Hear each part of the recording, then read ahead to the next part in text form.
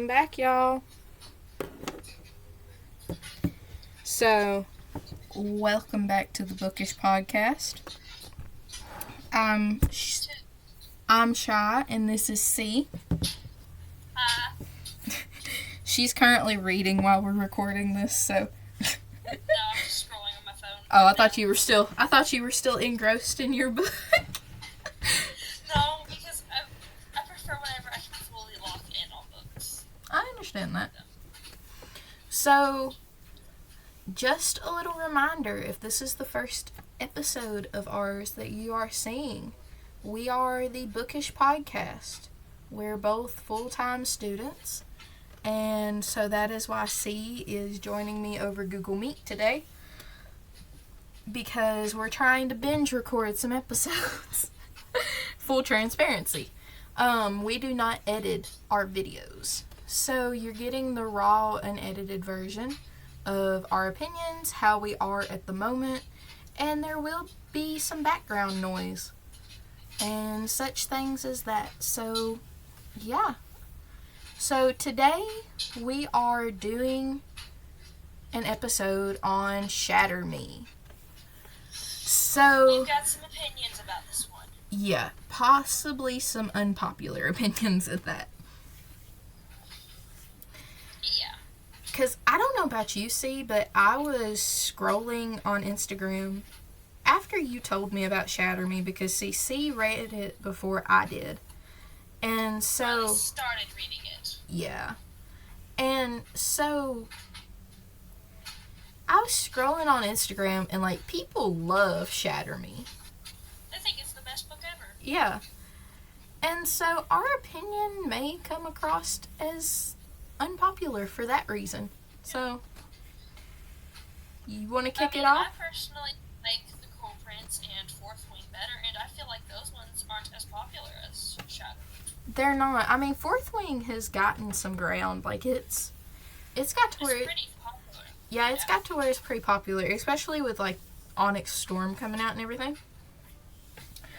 But, C, do you want to kick off your opinion on Shatter Me? Honestly, I wasn't as big of a fan as everyone else generally is of it. For me, I felt like it was a little bit too drug out. It did feel very long. I will admit to that. And for me, with reading it, it didn't seem like I was escaping or like I was in another reality. It felt like I was actually reading. And that's not an aspect I like of a book.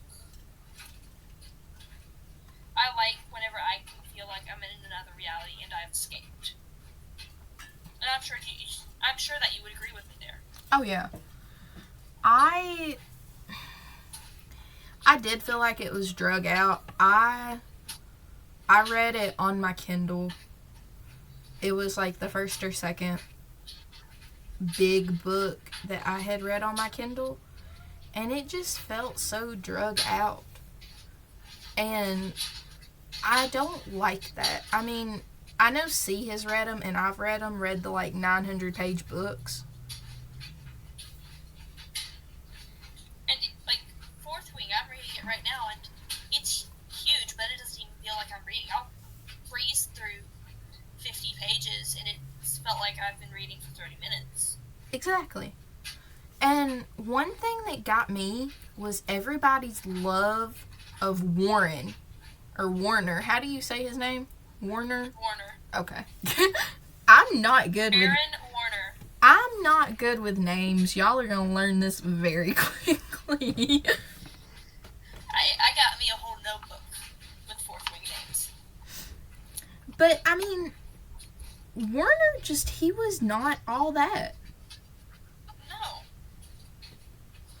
I mean, I understand that he was trying, and he was doing what he thought would help Juliet, but he was also pretty much a jerk the whole time. Yeah, and I feel like his intentions were good to help her in that aspect. I don't, however, feel like he did it in the right ways, I guess is what I'm trying to say. That's what I was about to say. His approach to achieving those goals. Yeah. So, I mean, I feel like there was so much more potential with that book. And, I mean, I haven't read the other books. I'm solely talking about this book. And I'm talking to the author when I say this. I'm sure she's probably a fantastic author. But there was so much more potential to that book. And that is just my opinion. So, I don't say it... And there was some stuff with it being drug out that the book could have done without. Yeah. I don't say this opinion to be cruel or to be mean or, like, judgy or anything. There was so much more potential for that book, though. Yeah. And I think it's overhyped.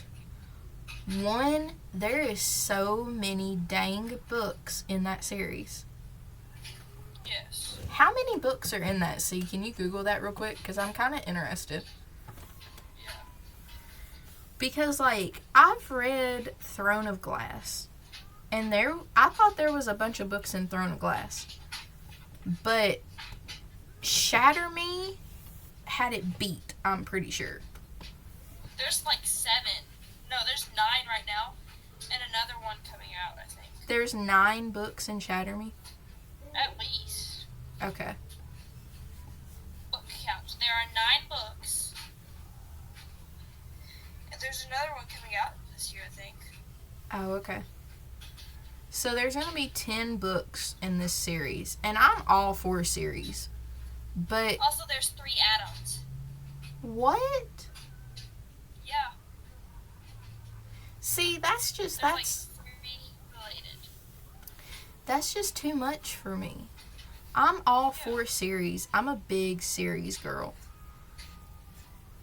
But at the same time, a series can go too long. Yeah. So, I don't know. I would like to see her maybe do, which I don't know, but, like, I don't know what the other books are about, because, like I said, I haven't read it. We're just strictly talking about Shatter Me. I would like to see her have done with Juliet, kind of along the same lines of what Sarah J. Maas did with Farrah, and take somebody that is so mentally crippled and turn it completely around. And I'm talking like all in the same book. All in the same book. Because keep in mind, if you heard... Because this one will probably come out after my A Court of Thorns and Roses episode, I feel like.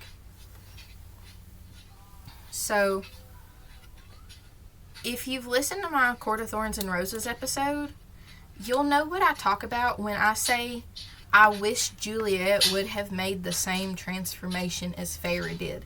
Because Farrah went from the girl who, like, got abducted from her family that was so scrawny that she really couldn't defend herself in any ways, and turned it all around and became somebody who survived all them different trials that Amertha had set up, and literally someone who was feared. Exactly. Juliet in the first book didn't really do that. I mean, you saw her strength a little bit towards the end, but she was still, like, really... I don't know how to put it. I would have liked to seen her character progression more than what it did. Yeah, because at the end of the book, it was basically like she was right back at where she was in the beginning, basically. Yeah, I fully agree with that. I love your Rogers shake. I fully agree with that. Yeah. And, like, I would have liked to... You saw a glimpse of potential character growth, but I would have liked to actually see some character Oh, yeah. And, I don't know. I would have liked to have seen more of her and Warner. Yeah. It focused a lot on her and Adam, and if I'm being honest, I'm not a huge fan of Adam either. He was kind of toxic, in my opinion. He used Juliet as much as she used him. Yes. So, I feel like that was not a healthy relationship. Oh, no. But you seen such a big difference when she realized that she could touch Aaron and nothing happened. Yeah. Just like you did when she realized that she could touch Adam and nothing happened. But at that point, her and Adam had kind of grown apart. And so you didn't really see them like that. Yeah. Which also, I would have preferred if they had been, like, just best friends. Not Oh, yeah. I think they would have been really good best friends. I think they would have both benefited a lot from that. I don't see the point in making them lovers when, for most of the book, she was afraid that she couldn't touch him without killing him. Yeah. Which I've heard that he nearly dies. In which one? The first one? No, in a later book. Oh.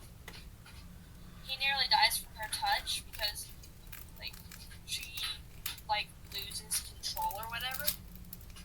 Oh. It nearly kills him with her touch. No, he gets distracted because as long as he's focusing on using his powers or whatever, like, even subconsciously, then it protects him from her touch. Yeah. So. See, like, to my best recollection, Aaron is, like, immune to it all the way around, right? Because that was his power, is he could channel it. Yeah, and from what I've heard, Adam, like, cancels out those powers. That makes sense. Perfect metaphor for how toxic he is. I mean, I'm not saying he's that toxic, but at the same time, he knew what he was doing. Yeah. He knew he was using her. So. Yes. I also, though, I feel like I would have liked to have seen Juliet in the first one. I kind of mentioned this before. I would have liked to seen her beat the crap out of Aaron. Oh, yeah. Don't shoot him in the shoulder, idiot. Well, I mean, that was kind of cool. I kind of like that part. But at the same time, I'm like, you ran away after you did it. I wish she would have.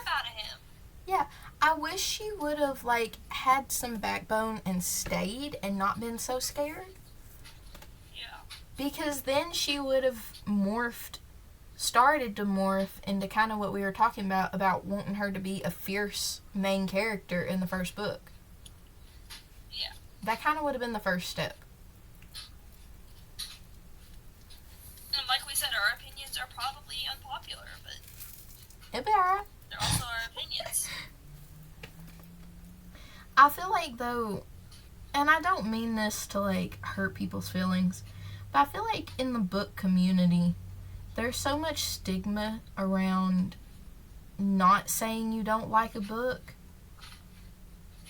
just because of the plot of it, or because it has spice in it, or language, or whatever the case may be.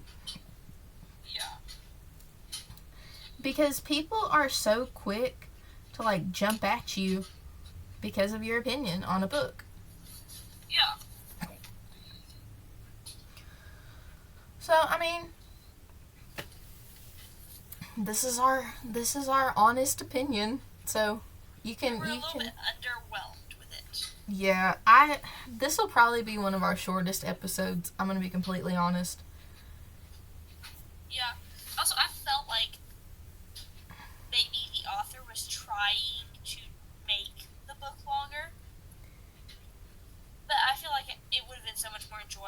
she had just, like, stuck to the plot. I agree with that. And, I really wish she had just stuck with it. Yeah, and I feel like it was very dramatized. Ooh. If that makes sense. Yes. You want to know something I wish she would have done? What? I wish that she would have went back and forth between Juliet and Aaron. Like, switching chapters. Different perspectives, back and forth. That would have been awesome. Because I love books like that because it doesn't just tell one person's side of the story. I feel like that would have made it incredibly good, though. And, like, we would have seen not only Juliet's perspective, but the perspective of Aaron. And also, you wouldn't have had to drag it out as much because that would have given it more length. Yeah. I mean, we kind of get Aaron's perspective towards the end of the book. But I wish she would have done it earlier because, like, Juliet comes to live with Aaron pretty early on in the book. Yeah. So, I feel like that would have helped it. Oh, yeah. I also would have liked to seen, like, Aaron's thoughts on how much he was coming to terms with the fact that he was in love with Juliet. Yes. Because it felt like he was, like, worrying with himself about that. Yeah. I really feel like he was. Yeah. Okay, what do you think about Kenji, though? I like him. Oh, yeah. He's the hilarious comedic character that we all need. He was probably my favorite. I'm gonna be 100% honest. I mean, yes, all day. I mean, and also he was the best written character. I'm gonna go ahead and say that right now. Probably the best written character in that whole thing.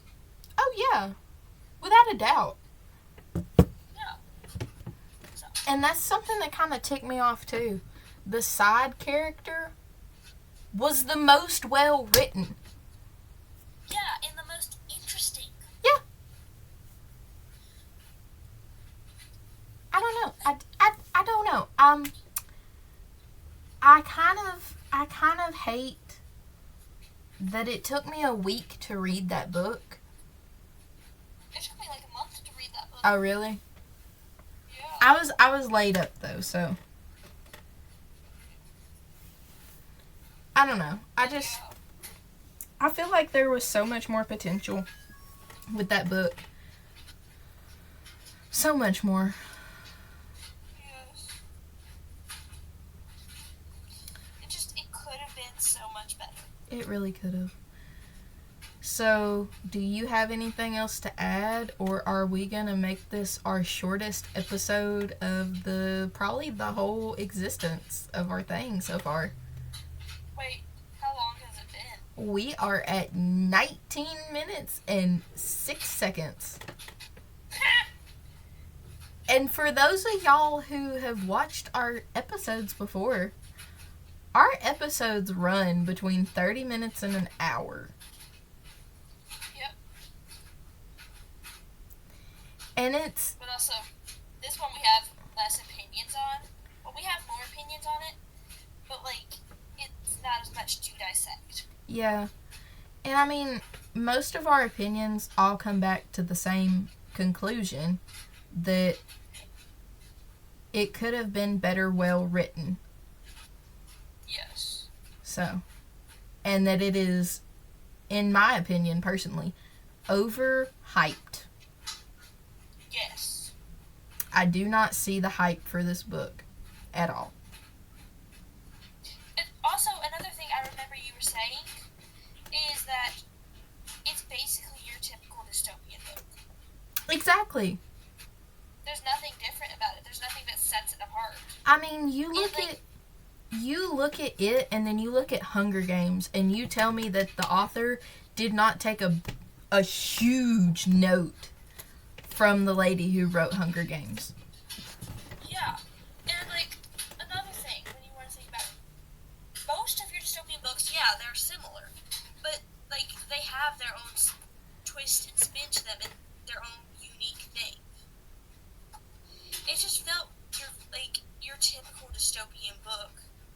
plus nothing else. Yeah. But, I mean, you have the same plot line as with Hunger Games. You have Katniss, and then you have Juliet. Katniss came from poverty. She didn't have the best life to, like, begin with.